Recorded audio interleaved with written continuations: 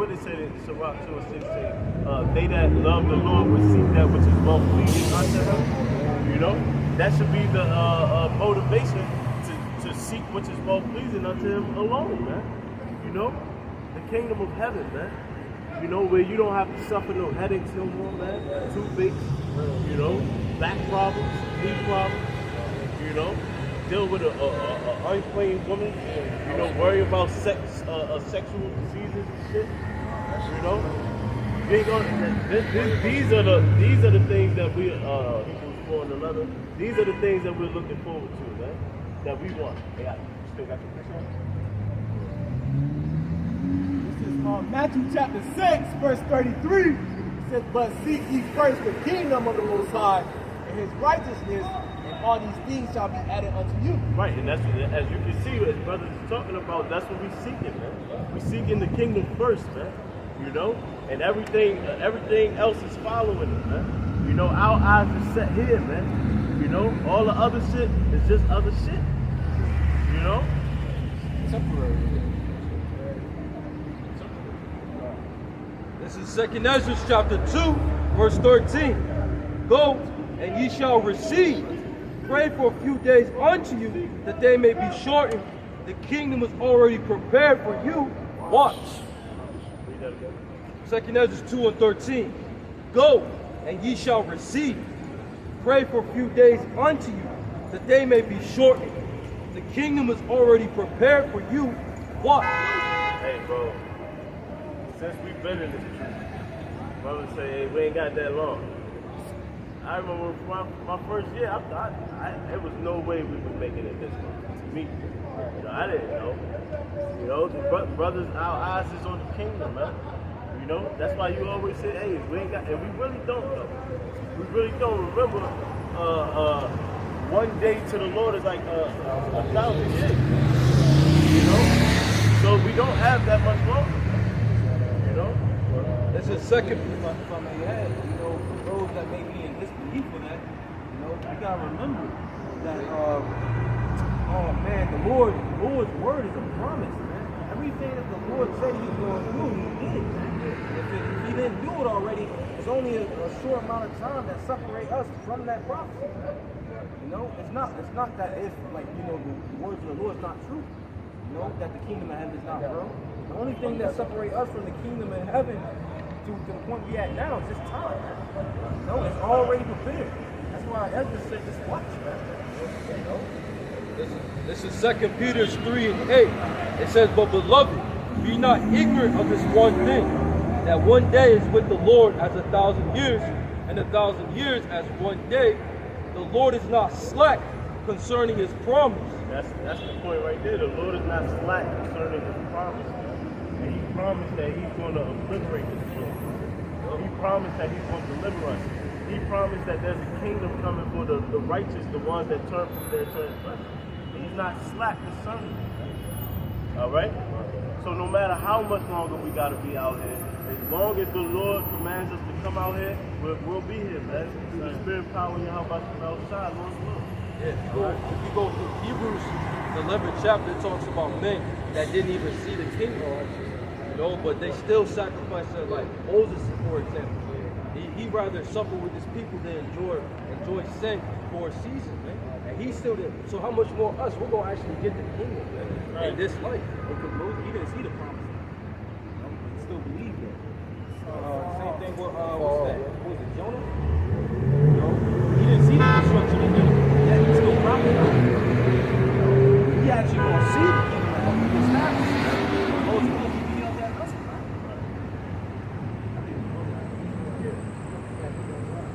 Second Ezra chapter 15, points to verse 2, sorry, verse 1. Behold, speak down the ears of my people the words of prophecy, which I will put in thy mouth, says the Lord, and cause them to be written in the paper, for they are faithful and true. Right, these words will not betray us. You know, we're going to get that moment where we can look at everybody and say, I told you so. Hey, we told you. You know, we're going to get that moment with that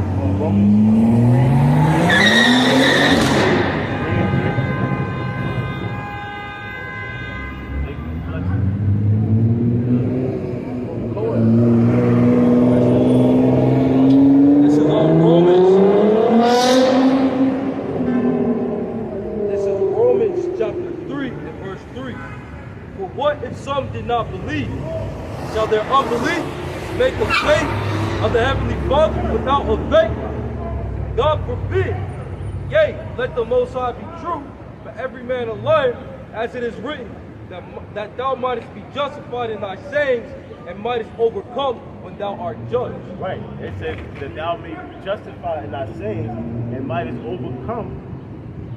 What it say? It says that thou mightest overcome when thou was judged. And thou mightest overcome when thou was judged, right? You know? We're gonna get that moment where you people gonna be looking stupid, you know? Hey, a lot of people gonna be looking for Jacob when it's time to get off the streets, man. A lot of people gonna be traveling to the streets like, yo, what the Hebrew Israelites talking about, man? Yo, why everything actually happened? Remember when COVID first happened? Everybody was like, yo, I bet you the Hebrew Israelites, they like, damn, the world really about to end, you know? They know. Yeah, man. They know. Whatever brother got. Ezekiel 33. Yeah, I want you quoted this on Matthew 13 and 17. It says, "For verily I say unto you, that many prophets and righteous men have desired to see those things which ye see, and have not seen them, and to hear those things which ye hear, and have not heard them." You gotta remember, the disciples, when Yahweh came back to life, he was on the scene with them. He don't, I forgot how he this what with them. But they asked him, "Are you coming to restore the kingdom again to Israel?" So they always wondered about that time. But now we're living in that time where we're going to see these things, man. So we're living in the best time here, man. Where the Lord is actually going to deliver us, man. That's not a fairy tale, man. And they gonna be reading this book for a long time. The book of life. You got something? It's Rebecca Leviticus Bara. This is 2nd Ezra chapter 1 and verse 35. Your houses will I give to a people that shall come, which not having heard of me, yet shall believe me, to whom I have showed no signs, yet they shall do that I have commanded them. They have seen no prophets, yet they shall call their sins to remembrance and acknowledge them. I take to witness the grace of the people to come, whose little ones rejoice in gladness, and though they have not seen me with bodily eyes, yet in spirit they believe the thing that I say. So like you got out, you know, it's Yahushua told him, you know, there's many great prophets and righteous men desire to see the days that you see and have not seen them. You know, now that was back then, and now we here at the time. And we grew up here in Babylon the Great. We didn't see those ancient signs and the ancient prophets, you know. But yeah, Lord willing, we are that blessed generation that actually see, you know, the kingdom of heaven being established. You know? That process has started, bro. You know, it's the spirit, you know, the sinews and the bones, the sinews and the skin coming upon our flesh, man. Getting the understanding, you know. It's beautiful. So Ezekiel 33, verse 33, and when it's coming to pass, lo, it will come. Then shall they know that a prophet hath been among them. That's how they know, man. You know, everything that we say is going to come to pass. That's when they're going to know. So those men said this, man. And that's all it means to be a prophet, man. To say something before it happens. You know? That's it. That's what he said. Oh, it will come. It's crazy because when you look at the financial market, the reason why people trust in financial advisors is that their prediction is somewhat accurate. Now, the predictions of the Lord, when he tells you he's going to do something, and it happens at 100%. So this is why we can believe in the word of the Lord. This is why it said in Ezekiel, no, it will come. Why? Because the Lord said it's going to come. The game is already written. It's already written. It's rigged, bro. It's rigged. It's written. There's a storyline. Matter of fact, I want to get that, bro. In that story, it says that we win. Yep. You know? Scriptures say the Heavenly Father is not a man that he should lie, neither the Son of Man that he shall repent. Have he said it, and it did not come to pass? We read in 2nd Ezra 15th chapter, the word of the Lord is faithful and true. And then when you go to Revelation 19, it gives you another name for Yahweh Shai, which is faithful and true. And that's going to be the ultimate fulfillment of prophecy. our Lord makes his return.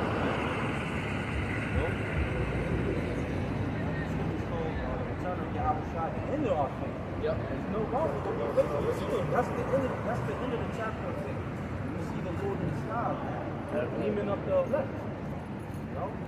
In a new chapter begins. The rules. This is Isaiah chapter 46 and verse 9. It says, remember the former things of old, for I am the Most High Yahweh, and there is none else. I am the Most High, and there is none like me, declaring the end from the beginning, and from ancient times the things that are not yet done, saying, my counsel shall stand, and I will do all my pleasure. So that's why it says, I believe it's in James, when it speaks about Lord's will. The Lord's will, you put that on everything, man, because it's essentially that. It's the Lord's will. He's going to do, his pleasure will be done, okay? And that's what, like I brought out, like I said earlier, that's what prophecy is. To prophesize this saint before it takes place, okay? And that's how we know who's who, you know? The Ancient of Days, man, you know? This is Isaiah chapter 40 and verse 8.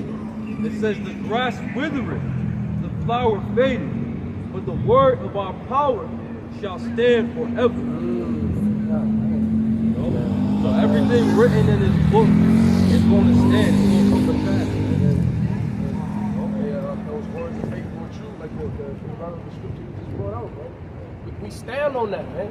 You know, because that's the thing. Did we not go into captivity? Did we not, as a people, bro? When you go to Deuteronomy, the 28th chapter in itself, you look at those curses and look at what befell our people. That came to pass. You know what I'm saying? The 68th verse, when we came on ships, we fell away from our identity. You know, we lost everything. In the aspect of faith, how are you going to believe that we the people, we fell under the curses? But when the blessing, when the time of the blessing comes, when the time of the blessing comes, we get beamed up out of Babylon. You don't believe in that? Yeah. Come on, man. You got to believe in the whole book. Yeah, that's right. You got put under the curse. You got to believe the blessing comes being bestowed upon us again. Yeah, that's right. That's so much. It's Philippians 1 and 3. I thank my power upon every remembrance of you, always in every prayer of mine, for you all making request with joy for your fellowship in the gospel from the first day until now, being confident of this very thing, that he which hath begun a good work in you will perform it until the day of Yahweh Shai HaMashiach. What it's going into, man.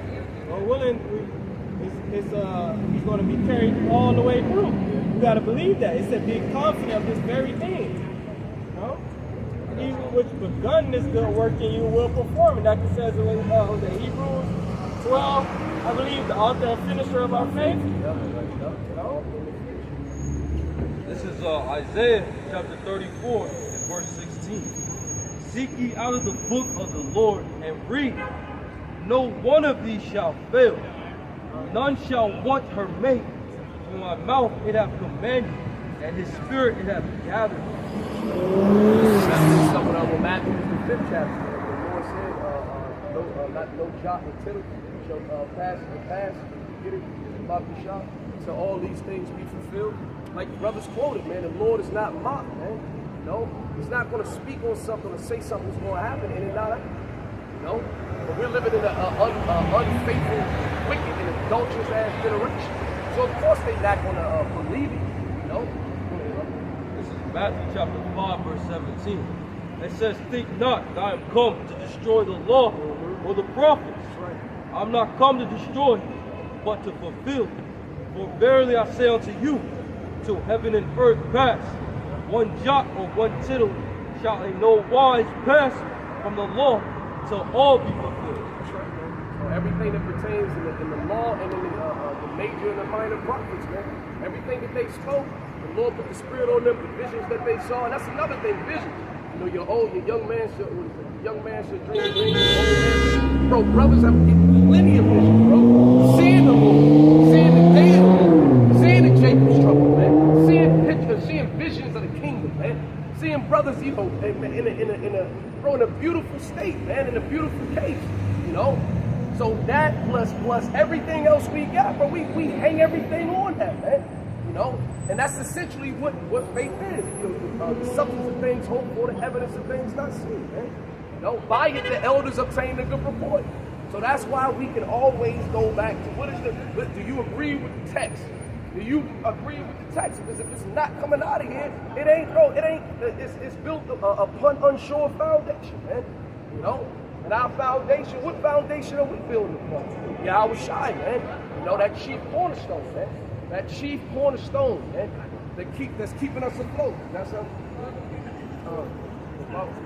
This is the book of Matthew, chapter 7, and verse. This is Matthew chapter 7 and verse 23, 24. Therefore, whosoever heareth these sayings of mine and doeth them, I will liken him unto a wise man which built his house upon a rock. And the rain descended, and the floods came, and the winds blew, and beat upon that house, and it fell not, for it was founded upon the rock. And everyone that heareth these sayings of mine, and doeth them not, shall be likened unto a foolish man, which built his house upon the sand. And the rain descended, and the floods came, and the winds blew, and beat upon that house, and it fell, and great was the fall. And that brings it back full circle. We're talking about our people trusting in oppression. And that's what they doing. They building upon the unsure that foundation is made with sand. So when the tribulation, the plague, the pestilence, the famine, all of this come, let's see you. Matter of fact, Judges, what was it, Judges 10? Yeah, bring that out. When all of these things come, we're going to see. You know, we're going to see that foundation you standing on. We're going to see how solid you're going to be in that thing, man. Okay? This is the book of oh man, this is the same chapter.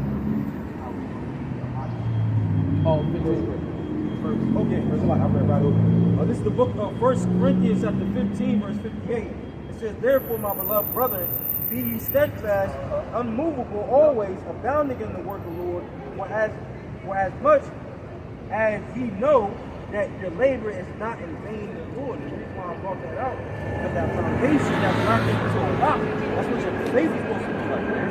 The characteristics of a rock is supposed to be heavy, unmovable, man. That's what your faith is supposed to be like. Those winds and those waters, if you're on it, it's not supposed to affect you. Those winds and those waters could be the temptations of the world. It could be anything, man. You know?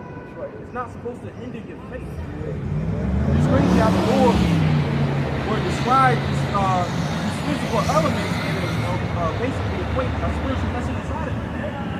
Waters could represent tribulation, trials, tribulation, temptation. But the rock, which is your faith, is not supposed to be moved by.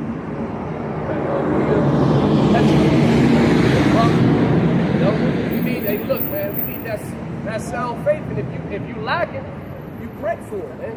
No, matter of fact, I posted it super spiritual because I posted that this morning in the chat, man. You know, bros been telling me I want to grab this right quick. Yeah, Sirach, Ecclesiastes 35 and 16. It says, He that serveth the Lord shall be accepted with favor, and his prayer shall reach unto the clouds. Man. You know, so if you lacking in anything, whether it be wisdom, that wisdom that you just read, that the Lord was saying, no, this I will liken him unto a wise man. You know, if you lacking that wisdom, you lacking faith, you lacking strength, whatever you lacking, the Lord gives liberally, excuse me, man. You know, freely, man. But you gotta ask, man.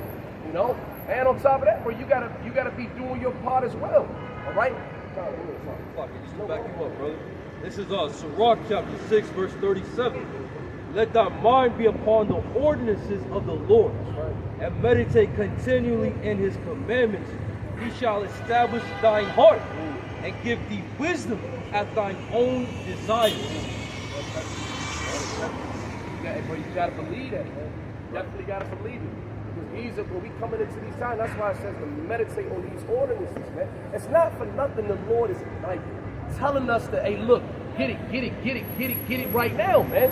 Because when the time comes, what? When the lights go out, okay?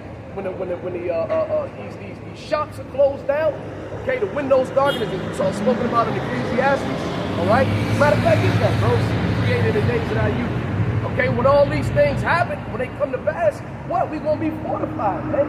You know, we're going to be able, when the winds come, when the storm come, we're going to be like that rock that the brother was just speaking about, man. Okay?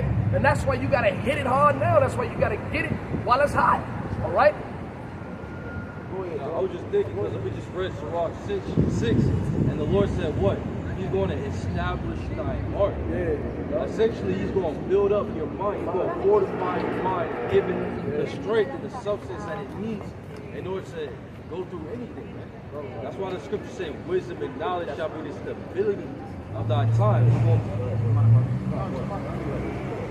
This is the word established or Edamon online, and it means, it goes back to the English word establish, which means to stand still.